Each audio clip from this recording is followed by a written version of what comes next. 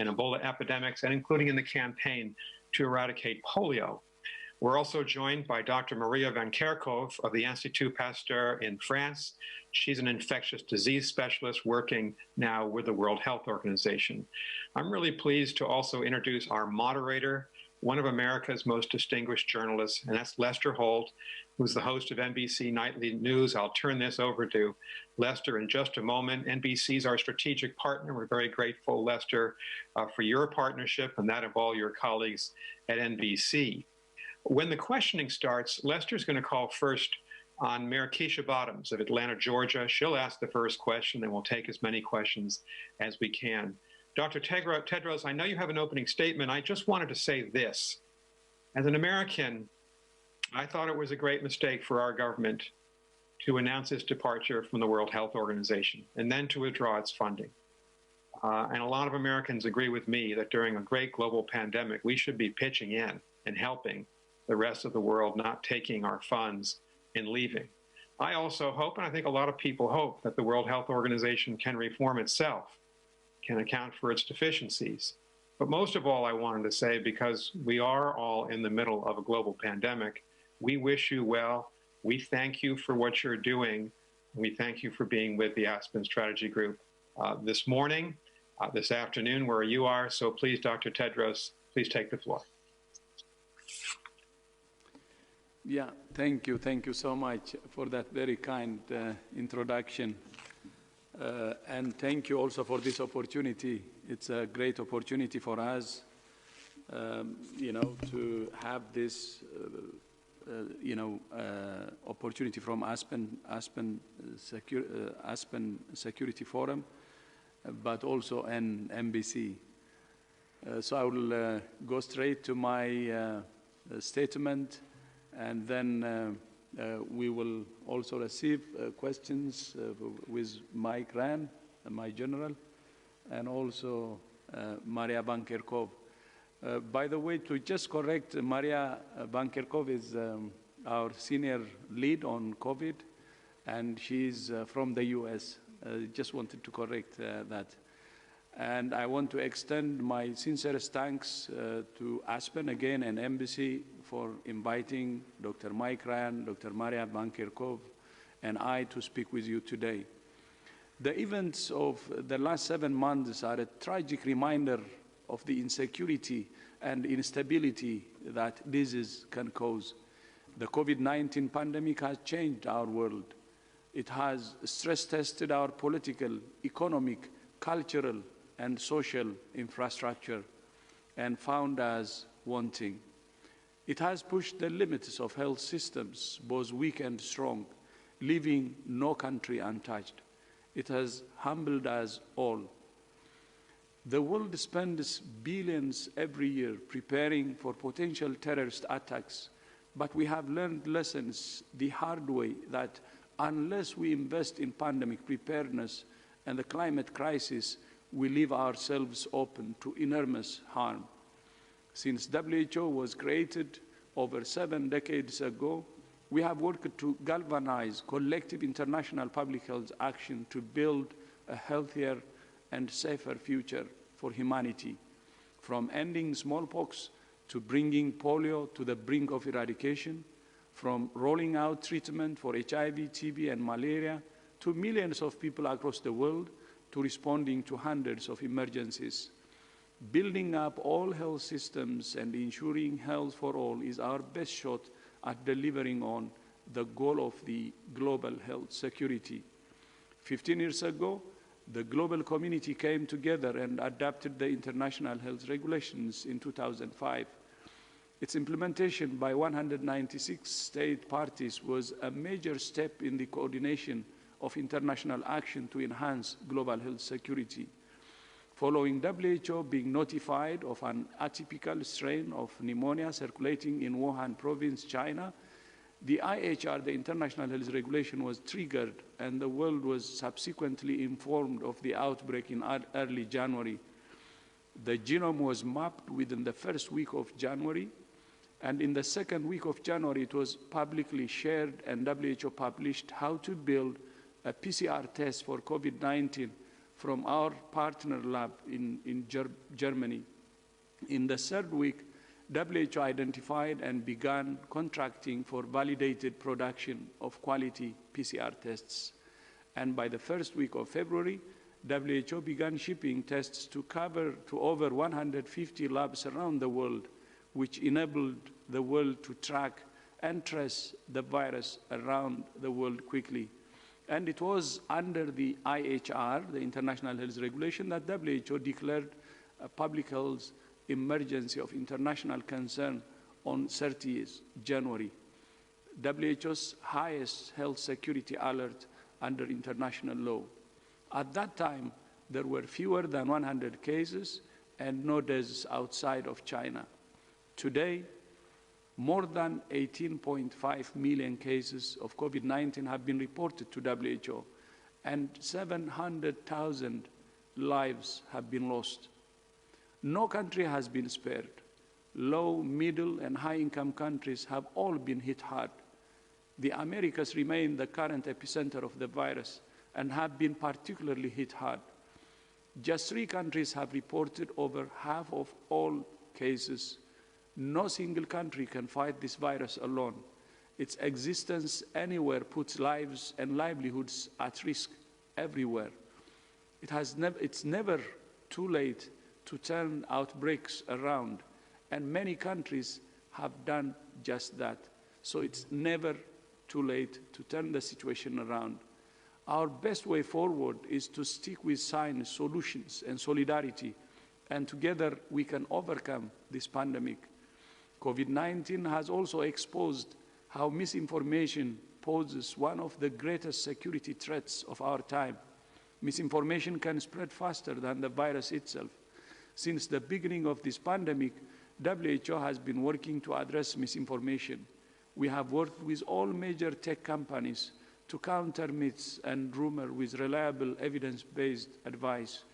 Last month, WHO brought experts together from across the world to hold the first conference on how best to tackle the COVID-19 infodemic. Through our daily situation reports and regular media engagements, WHO officers have kept the world informed. Myself, Maria, and Mike have ourselves done more than 90 press briefings. We have, on a weekly basis, briefed our member states to present the latest scientific knowledge, answer their questions, and to share and learn from their experiences with COVID-19. WHO will continue to support everyone, everywhere, and work with leaders, communities, and individuals to foster global solidarity, suppress the virus, and save lives and livelihoods.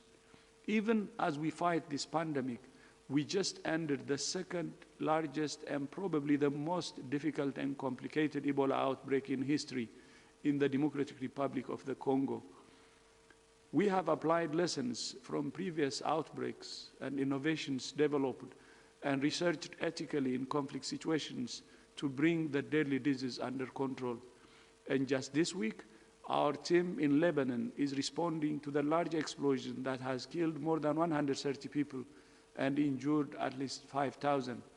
Whether it's COVID-19, disease outbreaks, or responding to humanitarian and natural diseases, all are intrinsically linked to global health security. While health has often been viewed as a cost, the first coronavirus pandemic in history has shown how critical health investment is to national security. And universal health coverage is essential to our collective global health security. Building back stronger health systems will require political will, resources, and technical expertise in high and low-income countries alike. That's why WHO's highest priority is to support all countries to strengthen their health systems so that everyone, everywhere, can access quality health services when they need them. COVID-19 has already taken away so much. We must seize this moment to come together in national unity and global solidarity to control COVID-19, address antimicrobial resistance, and the climate crisis. For all our differences, we're one human race, sharing the same planet, and our security is interdependent. No country will be safe until we are all safe. I urge all leaders to choose the path of cooperation and act now to end this pandemic.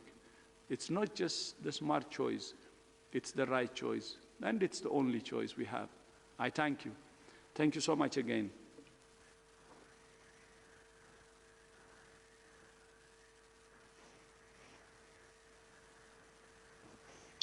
And I guess this is where I begin. Let me first of all extend my thanks on behalf of my colleagues at NBC News. We're very pleased again to be a participant in Aspen. This is obviously the topic one of the story we cover every night. I want to thank Dr. Tedros, Dr. Ryan, Dr. Kent Vanderkerkove for taking part of this conversation. Before I get into my questioning, I just want to let folks know that if you want to be a part of the question and answer session in just a few minutes, raise your hands here virtually, and as was noted, we will get to as many as possible. But Dr. Tedros, if I could begin with you, I want to pick up on something you said the other day that I think was a gut punch to a lot of us. It was the idea that there's no silver bullet here. If there's not a silver bullet, can you help us manage our expectations? What's the next best thing?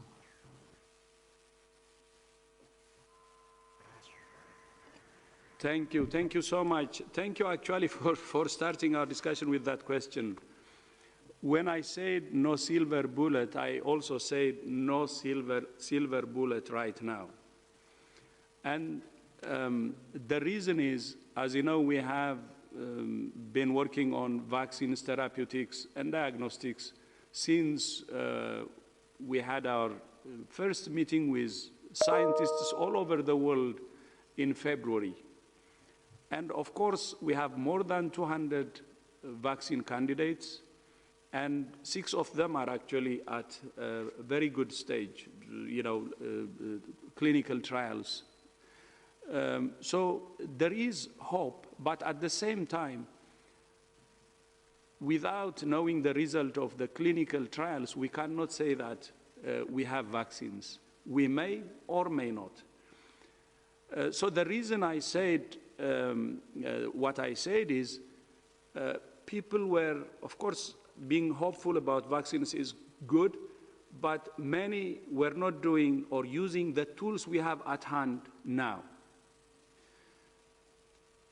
As you know, governments should do testing, should do contact tracing, should do isolating, and also quarantining. At the same time, communities, all citizens should do what is expected from them. That's physical distancing, hand hygiene, wearing a mask, and so on. If we can use all these tools, we can suppress and control this pandemic. Many countries have shown. So my message was, let's do what we can do today to save lives.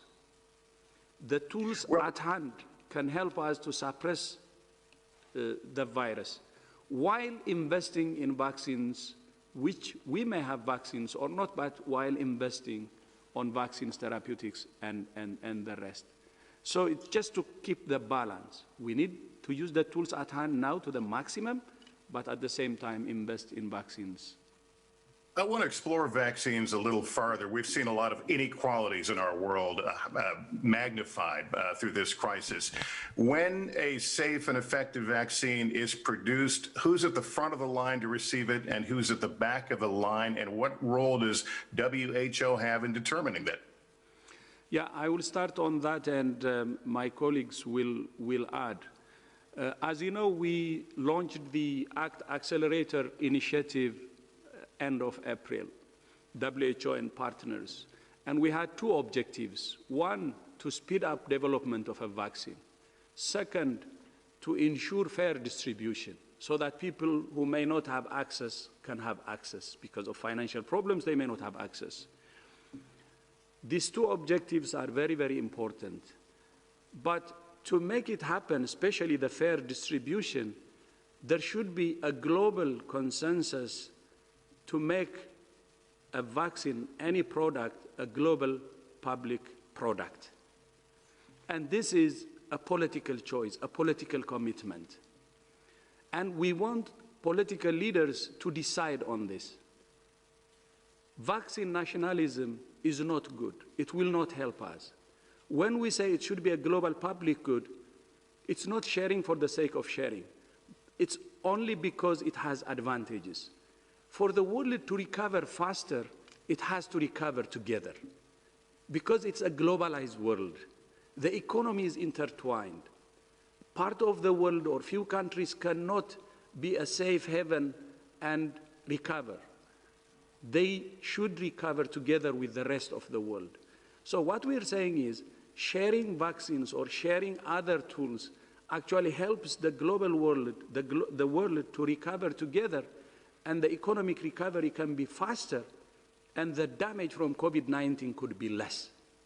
So when those countries who have the means, who have the funding, commit to this, they're not giving charity to others. They're doing it for themselves, because when the rest of the world recovers and opens up, they also benefit. So that's why we're saying we should have a vaccine which is considered as a global public good that can help us to open up the world and speed up the economic recovery, which is hurting many countries.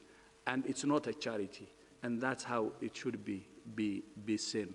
And I hope that many countries now taking that understanding and joining, and we need to make progress though, more progress, and there should be a political commitment. Russia has recently announced that they're targeting October for mass inoculations after apparently cutting short the trial period. What is your level of concern about any vaccine candidate that hits the market in this calendar year? Should we be worried? Maybe I can step in there. This is Mike Ryan.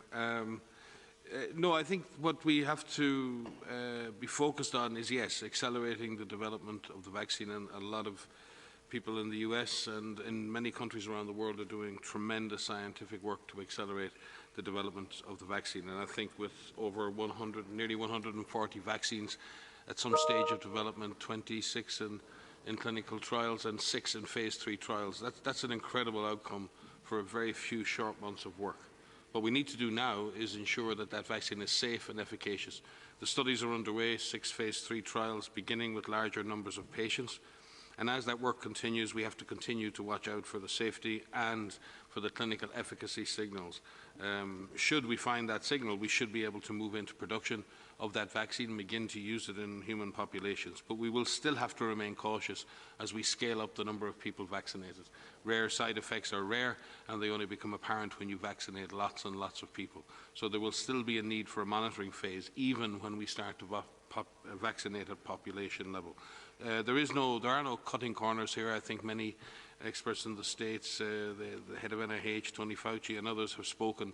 This is about accelerating the process of development, putting the risk in financial side of the equation, not on the safety side of the equation, and ensuring that there's enough production to meet the needs around the world. And that is the key issue. Are we going to have enough vaccine for everybody who needs that vaccine around the world? I'm curious to get your thoughts about this notion of human challenge, of purposely exposing people in the trial to the active virus, the ethical concerns about that. What are your thoughts, Dr. Tedros? I can begin. Tedros can follow up. The human challenge, we've had a group looking at human challenge studies. Certainly, for those of you out there who don't know these things, this is where you would potentially intentionally expose a person who's been vaccinated to the virus in order to see if the vaccine works. On the face of it, one would never attempt that with an extremely dangerous virus. In this case, young healthy adults don't tend to get very sick, and there could be a justification for that in certain circumstances. This is usually done when there's very low level of human disease, and therefore it's difficult to demonstrate efficacy. In this case, we have disease all over the world. we should be able to demonstrate efficacy of the vaccine in the traditional way by large-scale population-based trials. But we've had a committee looking at this. We have laid out the parameters for when and where and how this could be done. Obviously, we do not fully understand the long-term consequences of natural infection, even in younger adults, and we will have to think and be very, very careful before instituting human challenge studies. They will have to be very carefully assessed for their ethics and their potential health effects. But there are circumstances, certainly, in which such trials can be justified with the appropriate ethical oversight.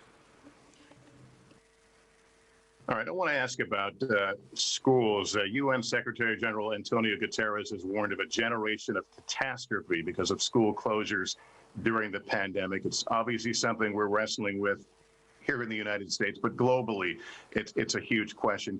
Doctor, can you offer what the WHO guidance is on school reopenings, what works, what doesn't work, and what the level of risk we should be willing to accept? So thank you for that question. It's a really important one all across the world.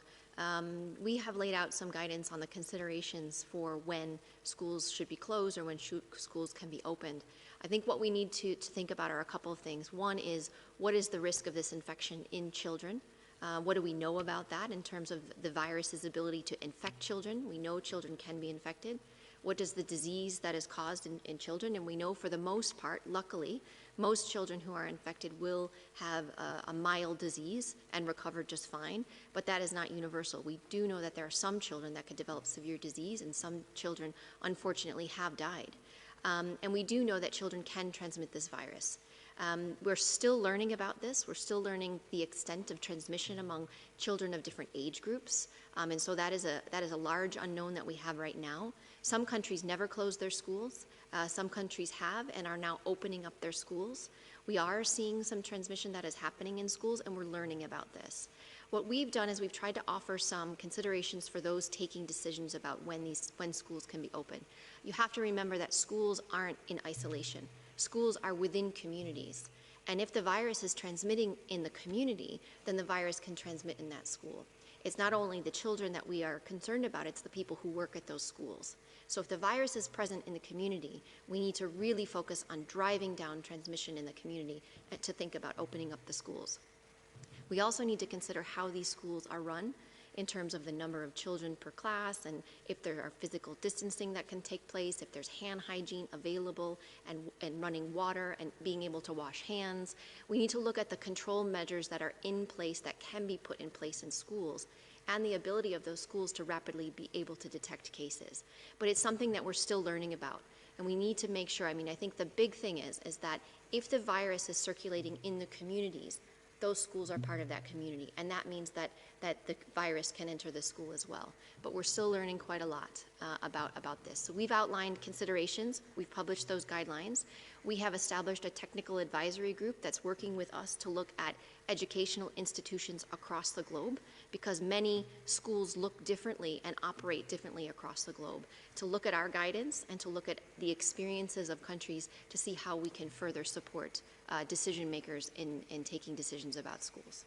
And Dr. Van Kerkhove, while I have you, let me ask you about the notion of further lockdowns, of border restrictions. Are we seeing any of those being effective, and that it might be necessary in some cases to impose more? So that's a good question as well. I think when people use the word lockdown, that means different things to different groups. Many people we don't actually use that word lockdown because it's actually composed of several different types of interventions that are used. There are restrictions, stay-at-home restrictions that some countries have used. There are movement restrictions that some countries have used, physical distancing, hand hygiene, the whole package. And I think what the Director General has said, and what we've tried to say from the beginning, is that it isn't one action. It's actions of individuals, it's actions of communities, and we do see that these measures work. What we are seeing is that what we're hopeful for is that we will not have to, or countries will not have to impose any of these so-called large lockdown measures again. that actions can be tailored and they can be geographically limited to where you have the most intense transmission. They can be time limited to help countries activate their public health systems to find cases, isolate cases, care for cases, carry out contact tracing, make sure that testing is available, and make sure that communities are engaged, empowered, listened to, and are part of this fight. Dr. Tedros, in your opening remarks, you mentioned that the Americas seem to be struggling the most right now, although obviously the entire world is affected. Can you offer your opinion as to why the Americas are having such a difficult time?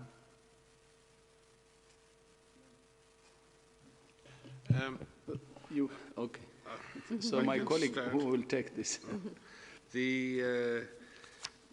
First of all, let us take our hat off to all the frontline public workers, the frontline workers in the United States and all over the world who've worked so hard and risked their lives, left their families to look after, to save lives, to stop transmission. We are all in this together, and there are heroes in every corner of this, of the United States and around the world. Every country at this point has struggled at different parts and different stages in this pandemic response. No one has had all the right answers, and no one has done all the right things every time. This is a new virus evolving quickly. There are lots of unknowns. And referring maybe back to Maria's previous answer, I think the lockdown issue is a hugely blunt instrument. It's a very blunt measure. It suppresses the virus by really separating everybody from everybody else. And that's been the struggle. Can we move away from such a blunt measure to a more sophisticated, real-time, localized, targeted, comprehensive strategy based on local data, local action, rapid turnaround of testing, the ability to isolate and treat cases quickly, the ability to identify, track, trace, and quarantine contacts. In other words, if we are to get out of this, and I would say this to the United States, as I would say to many other countries, we have to create a new partnership, a new deal between government services and community action. Communities, individuals have to be empowered, educated, they have to want to participate. They have to take most of the actions needed in terms of physical distancing, wearing masks, hand hygiene, avoiding crowded places. But they need to be facilitated and supported in that if they have to go into quarantine, if they have to be isolated. And the local authorities need the data, they need the rapid turnaround of testing, they need to be able to do case finding, contact tracing, we need a massive ramp up of the public health workforce in order to do that. This has to be a major push, and we all have to take a breath now, we all have to stand back. And it's very easy to look from one side of this house to the other, one side of this world to the other, and point at what everyone else is not doing right. What we all need to do collectively, we need to take a step back, we need to look at the problem again, and we need to go at the problem again, and that needs everybody on board. It means bipartisan, all of government, all states, all communities working together, and that requires strong, sustained, and trusted leadership at all levels to make that happen. This is not easy. It's easy to say. It's not easy to deliver. We have the tools to suppress and bring this disease under control, and we hope we will have the tools to eliminate this disease as a public health threat when vaccines come along.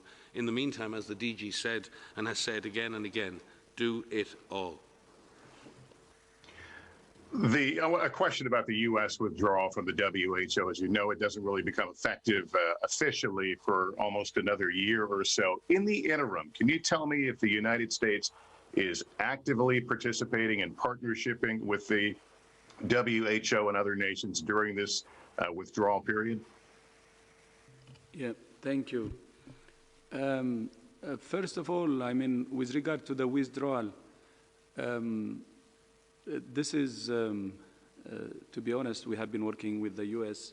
Very, very closely. And U.S. is known for its generosity and support and also leadership in global health.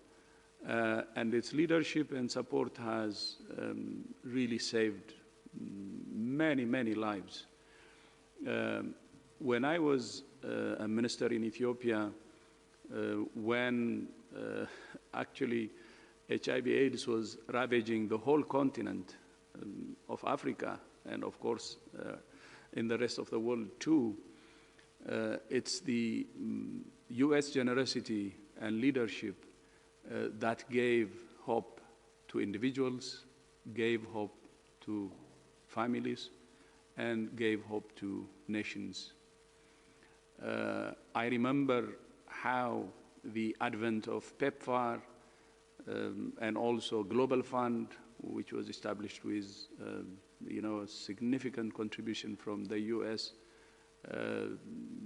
saving lives and turned the tide. So that's what we remember whenever we think about the US. So we appreciate that. We appreciate the generosity and leadership of the US.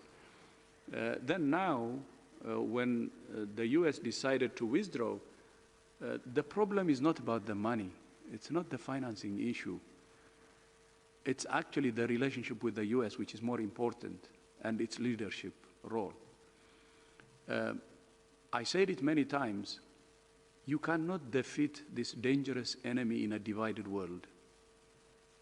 We need a united world, and a united world needs cooperation and solidarity among its major powers. Multilateral organizations can only support, like WHO. The leaders always have been countries, and especially the major ones, who can bring the whole world together. So that is more important for WHO. The void, not the financial. And we hope the US will reconsider its position. If there are issues about WHO or the UN system at large, we're very open for any evaluation or assessment, and the truth can be known, and this can be done from inside without leaving the organization. And knowing the truth is very important for the whole world. We're in a very unprecedented situation. The pandemic has turned around the whole world. This minute or invisible virus has taken the world hostage. So we need to learn lessons from what happened and what's happening. And we need to build the future together. So everybody should be prepared for lessons to be learned, honestly. And nobody is saying anything different from that. So if there is any problem, we will find out and we will learn from it. But now it's time to work together. Now it's time to focus on fighting the virus. So I hope the US will reconsider its position. But now, as we speak, we had actually a meeting today, and we were briefing the mission, all member states, and the US has been participating actively, and we still have communication. We're working together, and we appreciate that, but I hope the relationship will return to normal and a stronger relationship than ever before. Thank you. Dr. Tedros, thank you for that. This is a kind of a turning point in our discussion right now. At this point, I'm going to open this up to folks in the audience. We do want to start, though, with Atlanta Mayor Keisha Lance Bottoms, who has experience with this on many different levels, as you know. Mayor, thank you for taking part, and I'll let you ask your question. Thank you so much, Lester, for recognizing me. I do have a question regarding resources that are available for helping us to accurately track and measure the racial and ethnic disparities with COVID-19. We've seen a significant divide in Atlanta and in Georgia, and of course that's happening across America. And just with the poor way in which we are collecting data Are there any other opportunities for us to use other tools to help us track this information? Thank you so much for that really critical and important question. Absolutely. I mean, I think there's different ways in which data can be collected to really help us understand the disparities, the inequalities, the risk factors that put individuals and populations at a higher risk of severe disease and or death. And there's ways to do that through surveillance data, through the routine collection of information that we have from people who are detected through routine surveillance systems. We also have the opportunity to do different types of studies, so research studies that either focus on hospitalized patients and looking at people who show up for healthcare, who are detected through healthcare, through other types of investigations and epidemiologic studies that focus on different types of populations to really help us identify the extent of infection among people, which is either measured through these molecular tests or PCR tests or serology, which measures antibodies, and those risk factors of why certain people are getting infected and what are those risk factors that put them at a greater risk.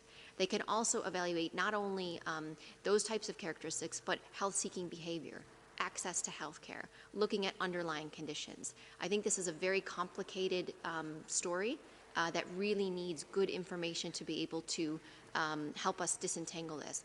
But I think what is most critical for me anyway is that we have to do everything that we can while we're learning. We have to do everything that we can to prevent as many infections as we can. And we do have the tools right now to do that, and we need to be focusing on that.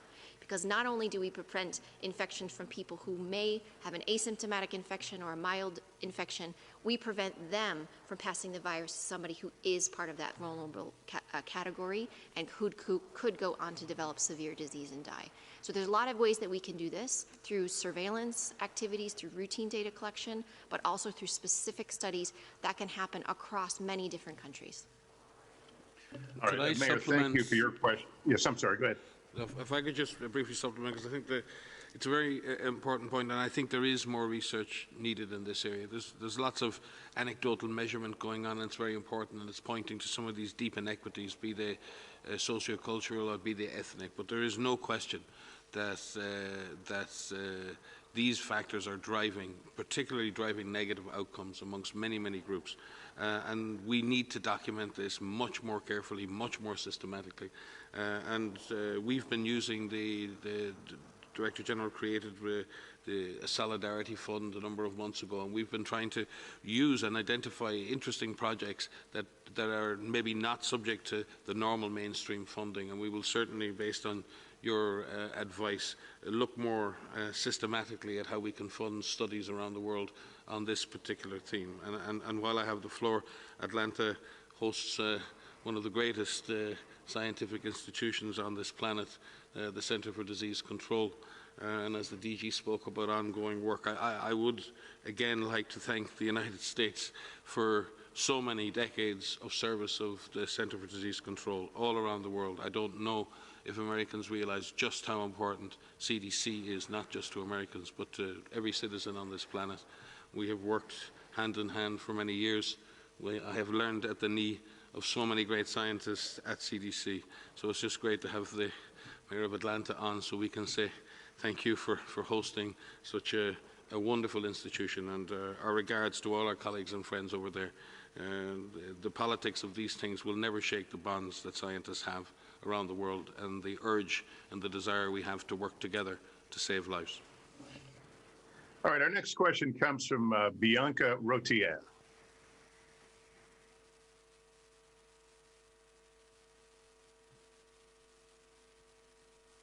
Okay, maybe we have lost her. The next person we have waiting to ask a question is Antonio Broto. Can you hear me? Yes, I hear you. Is this Bianca? Yes, exactly. Many thanks for taking the question. I'm correspondent in Switzerland for Globo News and for Globo, the largest TV network in Brazil. My question is specifically about indigenous peoples in the Americas and in Brazil. 2 weeks ago, Dr. Tedros said that the WHO is deeply concerned. And yesterday, Brazil lost Chief Aritana Uwalapiti, one of the most influential leaders, indigenous leaders. He died from COVID-19. So Does the WHO has an idea about the number of cases and deaths between indigenous peoples in Brazil? And could you please give us more details about the challenges faced by indigenous peoples in Brazil and the work done by the authorities? Is it enough? Many thanks. Yes, we can get you some specific numbers on Brazil. I just don't have them at hand. If you forgive me, we can provide them afterwards. But the point you raise around the effects of this disease in indigenous peoples is real. I think the Mayor referred similarly to issues around ethnicity. There are definite ways in which this virus may be differentially affecting certain groups, but it's most certain that the outcomes for these groups are very different. Whether or not ethnicity or your genetic makeup makes you more susceptible to disease is still in question. But what's not in question, I believe, is that if you, because of your ethnicity, because you're an indigenous person, if you are living in poverty, if you've lived for years without access to adequate health care, if you've got underlying conditions like diabetes or hypertension because of lifestyle issues that have been induced by poverty and by lifestyle, then the outcomes in this disease are much, much worse. And the access to health services is much slower, much later, and very often not at the same level of sophistication. So there is no question of that. There are maybe two groups of indigenous peoples that we look at. One are groups who are living in their traditional environments, be it in the Amazon rainforest or in other situations. And then there is probably an even greater number of people who come from indigenous backgrounds, who live very often in peri-urban, poor situations, and they suffer very much the same diseases and the same vulnerabilities as the urban poor in general. And in many countries, indigenous people make up a disproportionate number of people living in situations of poor access because of poverty, because of lack of access, and frankly, because of racism. So I think the trick here is really creating access for everyone to health services now to save lives, and doing something much more systematic in the long term, which is the greater challenge, and that is how do we reduce these differences and how do we get rid of the inequities that exist over long periods of time that ultimately result in these poor outcomes when we're hit with diseases like COVID-19. All right, our next question is Antonio Broto. Antonio, are you there? Yes, hello. Yes. Okay, so I have two questions, but one of them is really short. When you mentioned there is 6 vaccines almost ready, can you tell us which are these candidates? Are the ones from Russia, China, United Kingdom included? And my second question is about Spain. Several countries like United Kingdom and Switzerland are declaring quarantines against travelers that come from my country. Is the situation in Spain worse than in other parts of Europe? Thank you very much. So I'll start with the second part of that question first. So the question you have specifically about certain countries and different measures that are putting into place, I think the way I would like to answer that question is the fact that we have had many countries across the world, and even in Europe, we'll focus on Europe for the moment, that have had success in bringing really terrible outbreaks under control. And I think that is a sign of hope for countries that are really going through something very, very difficult right now, including my home country in the US. But what I want to say about the introduction of new measures again, or the reintroduction of some measures, is I think that all countries need to be in the mindset that we have to be ready, at the ready, to quickly detect cases. So if we can quickly detect cases, we can prevent those from forming clusters, and we can prevent those clusters going into community transmission again. And what we're seeing is a number of countries that are introducing measures in a localized, strategic, and appropriate way so that they can really stamp out some of these fires, these little fires that start before they turn into big flames.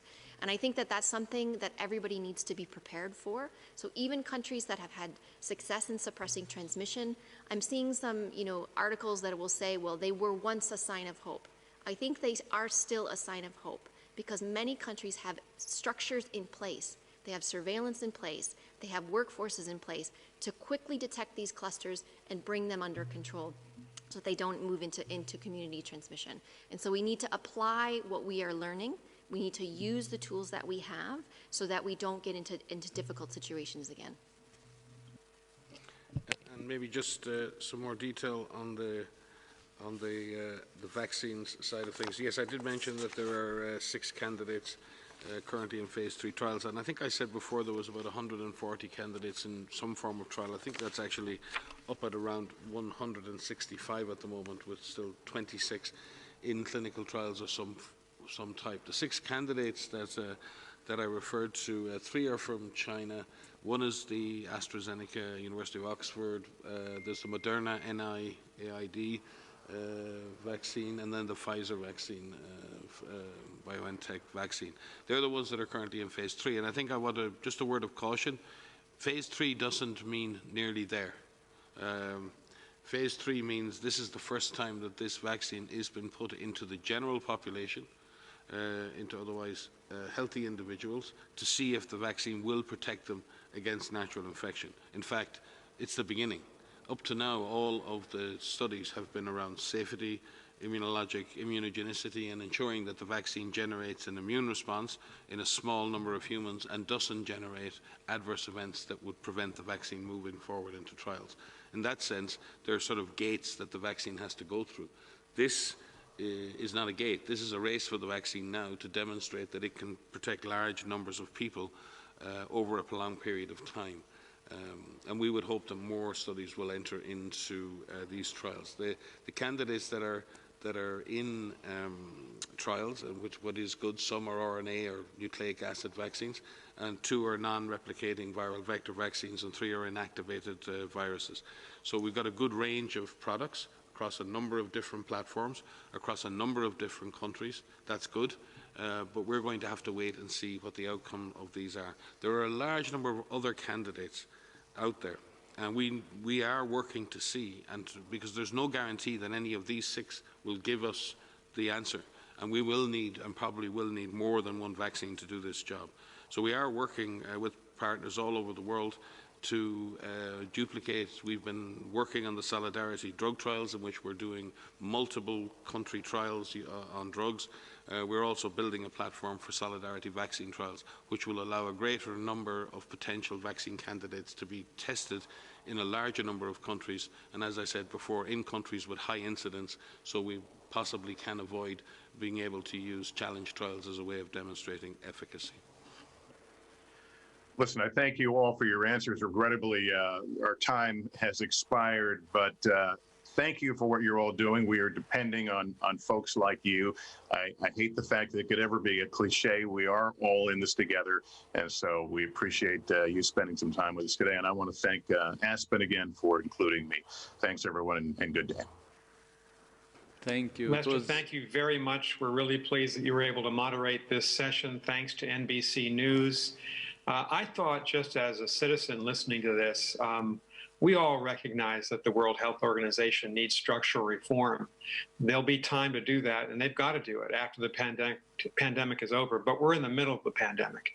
And I thought it was a really interesting session for Americans to listen to see the professionalism of Dr. Ghebreyesus and Dr. Ryan and Dr. Van Kerkhove, an Ethiopian, a citizen of Ireland, a citizen of the United States. They're working as hard as they can for the rest of the world.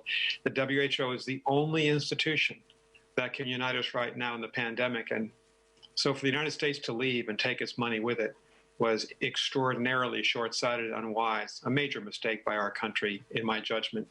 We're going to continue this conversation in a slightly different format. We're going to welcome now to the Aspen stage Mayor Keisha Lance Bottoms of Atlanta, Mayor Francis Suarez of Miami, and my friend, former Mayor of New Orleans, Mitch Landrieu.